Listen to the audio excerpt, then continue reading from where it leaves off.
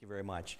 Wichita Public School officials would like you to vote yes November 4th for a $370 million bond issue, but well-organized opposition is hoping you won't support the issue, saying the bond issue is Wichita's bridge to nowhere.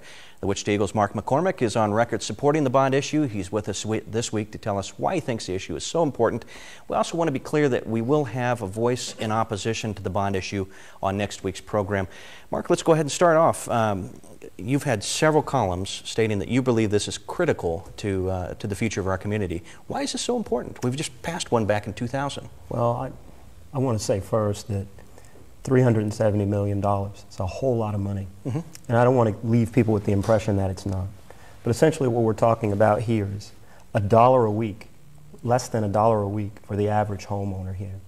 And what a bargain that must be when you have smaller classroom sizes, teachers and student ratios come down, kids able to stay connected to schools. I'm sure we'll talk a little bit about that in a moment. But how important it is for kids to stay connected in school. I went to school with a lot of kids who, if it wasn't for the drama class and the friends they had there, the football team, the wrestling team, newspaper yearbook, all things that I did, they might have drifted away. You know, one of the interesting things that the district did, I think it was either earlier this year or last year, they had a big meeting at a school. And they had every name of every student written on a wall. And they went to all the teachers and the administrators and they said, go up and put a check next to a kid's name that you know. And then when they stepped back, this pattern formed of all these kids that no one knew. No one in that room knew those kids. And then they pointed at the list and they said, those are the kids we need to connect with or we'll lose them.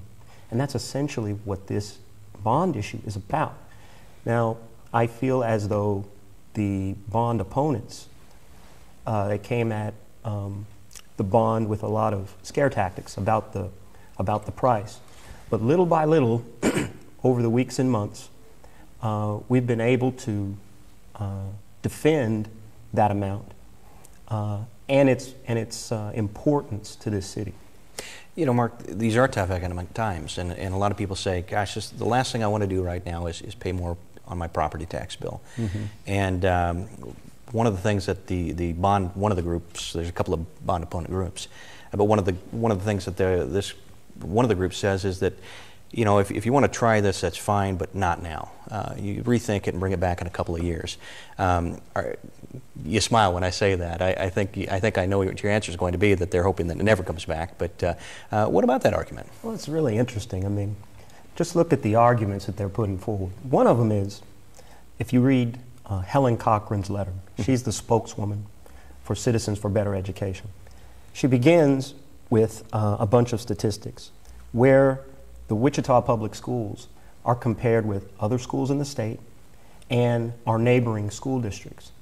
And she says we're not doing as well as these other districts or these districts across the state.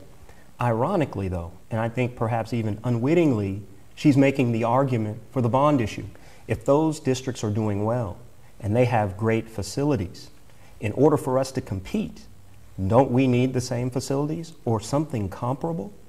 So that, I mean, even in her own argument, you can find, you know, all of the justification that you might need to support this bond. You know, one of the arguments I heard just earlier today, in fact, somebody told me, and they said, you know, I've got no problem with them building storm shelters. Why don't they finance that? I'd vote yes for that, but this other stuff, these tennis courts, swimming pools, well, let me make a point about the storm shelters. One of the first big columns that I did on this subject, I'd heard the opponents say no, no, no, but they never offered any solutions. They never offered anything in the way of a solution. So I asked them, well, what are you going to do about the shelters? Their answer was building them underground. And when I ran that past some officials, they said, well, if you're going to have it underground, you got to have elevators so that everybody can get downstairs if the kids have disabilities. Sure. So if you're sending people into a basement with an elevator, the chances are you're going to have a power outage, and you could possibly have kids trapped underground. And the elevators cost so much more. So, I mean, in each case, where they tried to offer a solution, those solutions were proven to be either unfeasible, more costly, or both. Let me give you another one. The opponents say we passed a bond issue in 2000. Mm-hmm.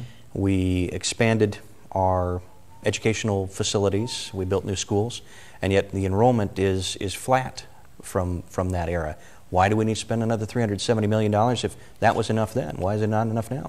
I'm not going to say that every person who belongs to all these groups fit this profile, but if you spend any time in our schools, particularly if you spend any time in schools in the AAA, the assigned attendance area, or in fast-growing Northeast Wichita, you're going to find a classroom that has 44 kids in it.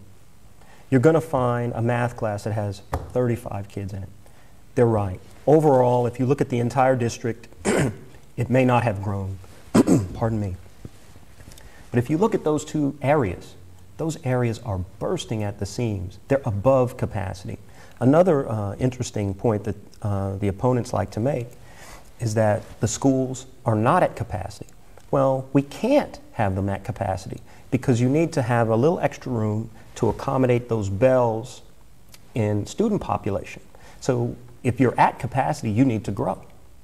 So, I mean, that would be my response to that particular point about why we don't need these new schools. We need them. I mean, for about 30 years, there were no schools built in the AAA. And we have a moral responsibility to people in those areas who paid taxes to build neighborhood schools that other people could enjoy when they didn't have neighborhood schools in their own communities.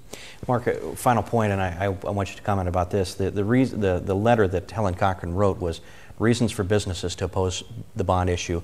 Well, there are also reasons for businesses to support this. This actually would provide quite a bit of business for local contractors and other folks. Yeah, I would say that too. And you know, I don't like getting into the argument about money so much as I like getting into the argument about we should care about kids. We should. I mean, there are all these economic benefits to this. It's going to help homeowners maintain their housing values. It just does something to the life of a community if you have a school that everybody's involved in. But what I'm more concerned about is how increasingly our children are becoming more and more disconnected. And that the reality is the school sometimes, those are the only places where kids get a hug, a smile, a meal, or whatever. They're very important. And if you go into a school, if you're in schools a lot like I am, they are reflections of our society. Everyone, whether you have kids or not, should spend time in a school just to see what our society is becoming. You'll see our best, and you'll see our greatest challenges in there as well.